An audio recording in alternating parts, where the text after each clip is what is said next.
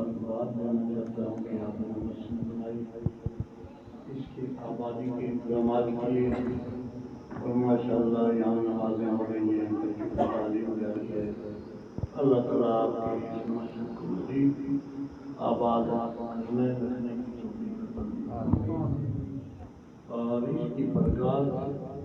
اللہ کے گھروں کی جو برکات علاقے کے لیے ہوتی ہیں اللہ کے تمام فرمائے۔ میں کوئی بات کوئی خطاب کو لمبی بات کرنے کا متعمل نہیں، ایک دو شعر میں سرکار کی بارگاہ میں گزارش کرتا ہوں تاکہ حاضری ہو جائے۔ احمد مرسل نور خدا، احمد مرسل نور خدا، تیری ذات و صفات کیا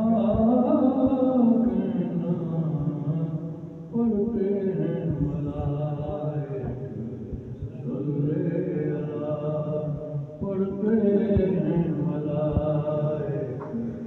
صلی اللہ، تیری شان علا کا کیا کہنا، احمد مرسل نور خدا، جبریل رہے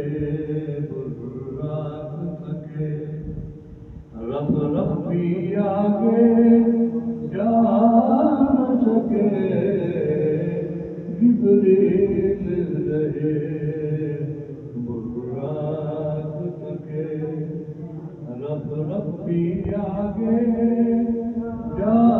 نہ سکے، رب ادنو منی حبیبی کہے، رب ادنو منی حبیبی کہے، تیرے قرب خدا کا کیا کہنا، احمد مرسل نور خدا، والوصل ہے تیرے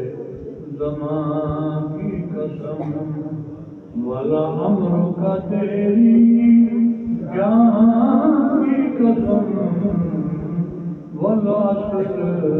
ہے تیرے زمان کی قسم، والامر کا تیری جان کی قسم، والبلد ہے تیرے مکان کی قسم، والبلد ہے تیرے مکان کی قسم، تیرے رہنے کی جگہ کیا کہنا، احمد مرسل نور خدا، اور کھایا نہ کبھی بھی جی بھر کر، خود بھوک رہے باندھے پتھر، کھایا نہ کبھی بھی جی بھر کر، خود بھوک رہے باندھے پتھر، اور ان کو دیا جو جی بھر کر، اور ان کو دیا جو جی بھر کر،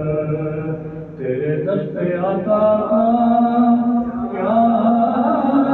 کہنا، احمد مرسل نور خدا، تیری ذات و صفات کا کیا کہنا، پڑھتے ہیں ملائک صلی اللہ، تیری شان علا کا کیا کہنا ہے، احمد مرسل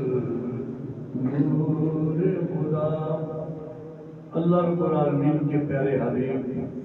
صلی اللہ علیہ وسلم کے محفل میلاد منانے پر علماء نے فرمایا جس مقام پر اس کا انعقاد کیا جاتا ہے سال بھر تک اللہ کی رحمتیں نازل ہوتی رہتی اور برکتیں ہوتی رہتی۔ اب بڑے بڑے مسلم ہیں اپنے اس محلے کی مسجد میں آپ نے اہتمام کر کے یہ انتظام کر لیا کہ اللہ کی رحمتیں آپ کے محلے پر آپ کے گھروں پر آپ کو کلام سب پر اترتی رہے اور اس سے فیضیاب ہوتے رہے۔ اللہ تعالیٰ مجھے اور آپ سب کو اپنے حبیب صلی اللہ علیہ وسلم کی شفاعت نصیب فرمائے اور ان کی میلاد پاک کی اس نسبت سے اللہ تعالیٰ ہمارے زندگی کے جینے کے اسباب جو ہے اللہ تعالیٰ میں آسانی عطا فرمائے۔ اللہ تعالیٰ ہم سب کا حامی و ناصر ہو۔ اس کے بعد کوئی لمبا